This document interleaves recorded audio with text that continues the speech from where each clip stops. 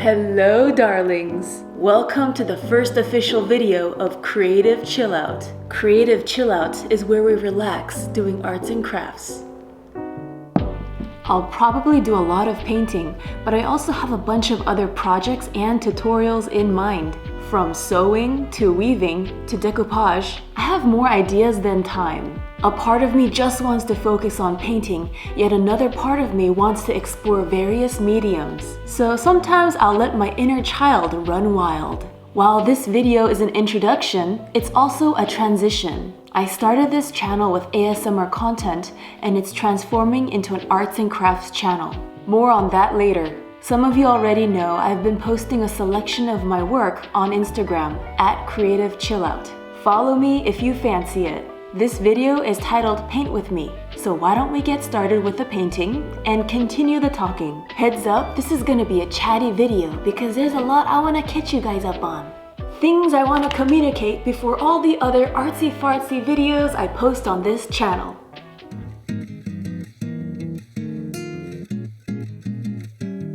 Here's one of the 9 sketchbooks I'm working on. This vertical sketchbook has thicker paper. I usually do gouache and watercolor paintings in it. A couple weekends ago, I painted a pizza head, then an ice cream head. I feel like delving deeper into this food portrait series. Today, I'm working on a hamburger head, then a noodle head. I already penciled in the basic lines, and now we shall paint. I'm using Winsor & Newton gouache tubes. I have leftover paint from previous artwork, so we'll use those as well. For those who watch my food and travel videos on my other YouTube channels called Miss Mina and Sweet and Tasty, it might seem random that I'm painting. When I tell you about my life before YouTube, it might make more sense. There's a lot I want to say, and I wish to be articulate, but I'm not sure what's the best order in which to share everything on my mind. A part of me wants to be ultra organized and concise, each detail thought through thoroughly. Sometimes I do overthink how things get worded to communicate clearly as I can and also to prevent misunderstanding.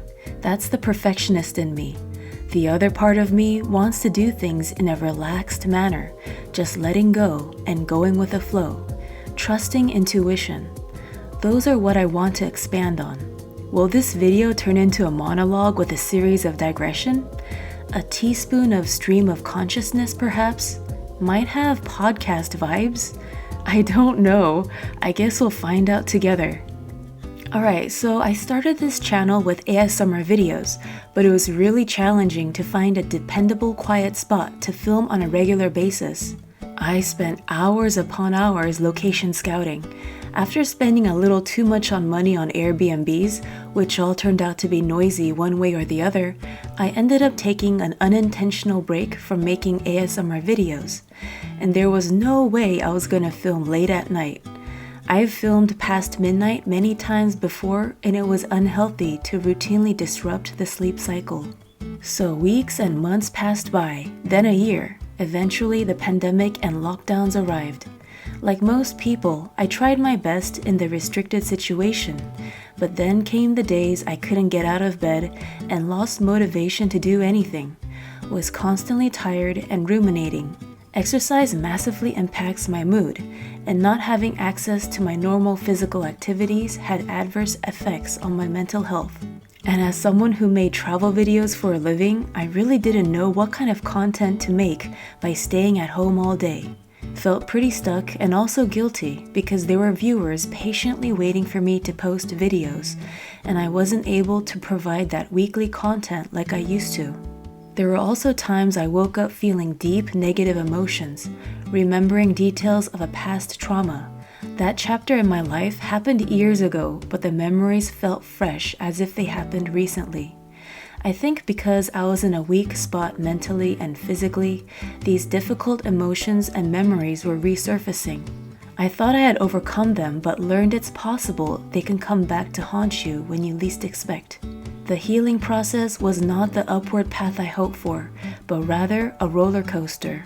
That's a whole other extensive topic that I want to share with you, but not ready to do so publicly, at least not yet. In a nutshell, I got back into painting during those periods of feeling down and defeated. Art served as an outlet. What I couldn't release and overcome through words, I expressed through colors, shapes, and textures. Focusing on each brush stroke allowed me to retreat into another world, a place of healing and hope, and of imagination. Through a combination of factors, including art, I'm in a much better mental state and physical health now. Although I've overcome the difficult emotions that had resurfaced for the time being, painting has stuck around and became a part of my weekly ritual. Art was a huge presence since I was a kid. Growing up without siblings, I kept myself entertained through arts and crafts. I have Mommy-o to thank for that. Sometimes we'd sit down and craft together. My mother also drew me paper dolls. Her illustrations were so good. I wish I could show them to you, if only I knew where they were. Hopefully we still have them in a box somewhere. Fast forward to the late teenage years. I went to art college in LA. That was 2006. I applied with an interest in fashion, but when we had to confirm our major, I didn't know what to choose. I felt too young and inexperienced in life to make such a decision. I contemplated and worried. Maybe product design or illustration might be the best fit, I thought. Then, with 2 weeks left to decide, I eventually chose to major in architecture, which also included courses on interior design and landscaping. Honestly though, I didn't have a particular interest in buildings. I just wanted to do a variety of art, like make stuff with my hands, sketch, and learn how to use creative computer programs. So in the years that followed, I made scale models, accumulated digital skills, and such. After graduating, I worked in architecture for about a year, challenging times since it was around the recession. Lots of projects were canceled or postponed. I was fortunate to be hired, and there's a lot to say about this experience. But in short, I worked a lot, sometimes slept at the office, developed insomnia, and realized this industry wasn't for me. While I did cultivate an appreciation for architecture, I felt creatively restricted, designing to accommodate strict building codes, and overall felt drained through the whole architectural process for various reasons. I was working hard and losing sleep, but for what purpose? I wasn't sure where I was going in life. I needed a direction, a sign, anything to give me a sense of what to do next. I was on hardcore search mode. A major turning point was when I watched a Tom Ford video on YouTube. It was an episode from the Visionaries show on OWN Network. When Tom Ford was studying architecture, he found himself thinking a lot about fashion. When making architectural models, he'd put in small people to show scale. He'd think about what these small people were doing and what they were wearing. Right as he said this, it hit me. I had been doing something similar. When I put people in scale models, I made up stories. For example, when I created a digital model of a city, I put a person in the 33rd floor of an apartment tower and a car on the road. I wondered, what is the relationship between the resident and driver? With each person I added into the city, I expanded on this network of stories. Was this a sign to explore filmmaking? This I pondered. Later, I read that going to film school without a clear plan is a waste of money. The advice was, know what part of filmmaking you want to work in, so you'd make the right connections. Like, do you want to be a scriptwriter, cinematographer, editor, set designer, director? The list goes on. I posted a couple YouTube videos before, starting in like 2006. Some of those old videos though I deleted because they were pretty cringe. After deciding to pursue filmmaking, I had more conviction than ever to continue posting videos and to make one video per week. I decided to use YouTube as a portfolio site and to figure out what part of video production I enjoyed the most. My plan was to make a solid collection of videos, then apply to film school. At the time, YouTube was a totally different animal. The idea of making money on this platform was in its infancy. Back then, no one grew up saying they wanted to be a YouTuber. It was not a thing yet. It was a very different internet culture. In the years that followed, the platform changed a lot, and so did I.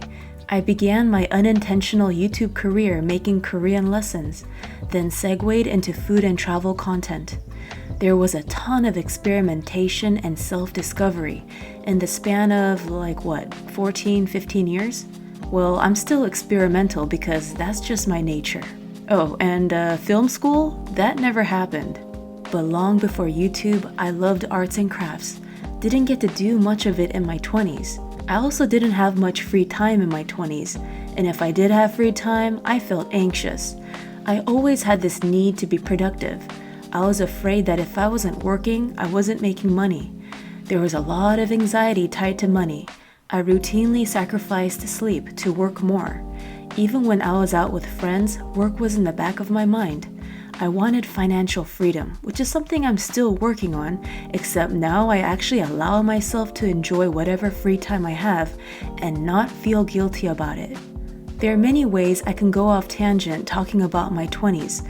So much happened in those 10 years. Even a SparksNote version would be lengthy. Do people even use SparkNotes anymore? Let's fast forward to present day. In the past few years, even before the pandemic, I've been thinking a lot about the future, but I was too busy traveling, filming, and editing videos to sit down long enough for much needed reflection. During lockdowns, it put a long, hard pause on our normal routines. Many of us reevaluated our lives, our jobs, and whatever else come up. I found myself in a familiar position. Again, I pondered about where I'm going in life. What's my next step? What will I be doing when I'm 40, 50, and 60? What kind of grandma will I be? I realize things will probably be way different in the future than I imagine, and my plans will change accordingly, but I at least want a general direction. Having a loose plan can serve as a guide for the decisions I make today. One thing I knew for sure, I love traveling and learning about different cultures firsthand, but international travel does get taxing on the body. I'm also thinking about Mommy-o. We're all aging. Jet lag is real, and mine lasts for 2 weeks every time we get back home from Asia. I become half zombie and half vampire. I do have a tip. If you have a few days to spare, doing a layover somewhere midway for 5 days can help reduce the jet lag duration for when you get back home. Everyone's body is different. As we age, our bodies change. Thus, so do our needs. From bone density, energy levels, hormones, weight, and so forth. I questioned, is making international travel content sustainable as I get older? How does having kids fit in the picture? Normally, I do month-long filming trips and shoot dozens of videos in advance. With kids, I want to be a steady presence in their lives. Even if I wanted to bring them with me on my travels, I might not always be able to. So I want to commit to something for the decades ahead, something I could do well into my 80s, if I make it that far. And to go forward, I looked back. Whenever I do some soul searching, trying to figure out my next move, I do a combination of looking inwards and also go out to experience new things and meeting people. One thing I look for are clues in the past. Are there recurring interests or themes in life? Are there hobbies and activities I enjoy even if years go by and I didn't do them in a while? I remembered that when I was 5 years old, I wanted to be a teacher or an artist when I grew up. Art was present in my childhood, my teenage years, and college. It's something that I still love. For the viewers who watch my other channels, don't worry. I'm still making food and travel videos for the time being. The content will likely and naturally evolve over time. With age, I might focus more on local travel than international travel. Will YouTube even be a thing in the future? Maybe we'll migrate to another platform. Or maybe YouTube will stick around for decades to come and transform into something we never could have imagined today.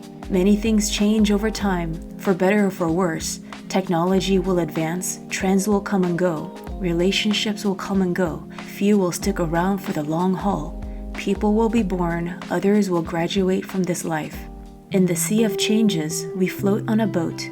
We can drift to wherever the waves take us. We can choose a direction as well. North, east, west, or south, what calls to you? If we choose north today, we might change to southwest later. Life is a journey. As long as we keep moving and learning, we will meet personal evolution. Sometimes when change feels necessary, all the past efforts for another direction might feel wasted. But in the process of any direction you pursue, a ripple effect of actions is created, and you never know what kind of impact you made. I'm not sure how accurate this statistic is, but supposedly, the average person changes careers 5 to 7 times in their life. Whenever I'm pivoting in life and work, this gives me comfort. It's okay, you don't need to nail it the first time or the next time. The important thing is that we never stop learning and growing. That's how we become better versions of ourselves, for us, our families, our community, and for the world. And personal success will look different for each person. While I hope art is my final destination, who knows what will happen before reaching it?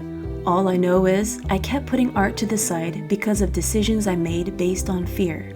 It can be challenging to reprogram some limiting beliefs, but I want to expand on the abundance mindset. And if I make decisions based on love, art will be fully embraced and time set aside to create. I'd love to make at least one video a week on Creative Chillout, but there's only one of me and multiple channels. Realistically, I might be able to commit to posting every other week on this channel. Since the videos for my other channels take a lot of time and energy to produce, I might keep it simple on this channel for now. Eventually, I'd love to have a team to help me edit videos and do admin, so I could just focus on filming. Despite how much has been said in this video, I might have missed explaining some stuff. Usually it's after I upload a video I realize, oh, I forgot to mention this or that. I try to include things that might be asked in the comment section, sort of predict the FAQs and provide answers before the questions are asked. But no, I'm not a fortune teller.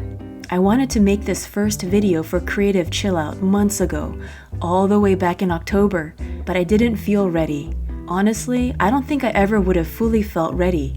Sometimes you just gotta take the first big step, trusting that with effort, perseverance, and some luck, everything will work out. I'm not sure what this channel will blossom into. All I know is I want to paint and make stuff with my hands and share it with you. By the way, I almost scrapped this whole voiceover because I kept feeling like it wasn't good enough. I kept adding things in, then taking things out. Am I saying too much? Am I saying too little? But hey, nothing is ever absolutely perfect. You just do the best you can. Anyway, I felt that it was important to have a transitional video between the ASMR and Creative Chillout content. I hope you guys enjoyed this video, whether it was the visuals or some words that resonated with you. Let me know if you want to see more Paint With Me videos or have any other requests. See ya in the next video. During paint sessions, I usually keep a secondary sketchbook next to me. Using the leftover gouache paint on my brush, I create spontaneous portraits. Doing so helps me let go of perfectionism and just be playful.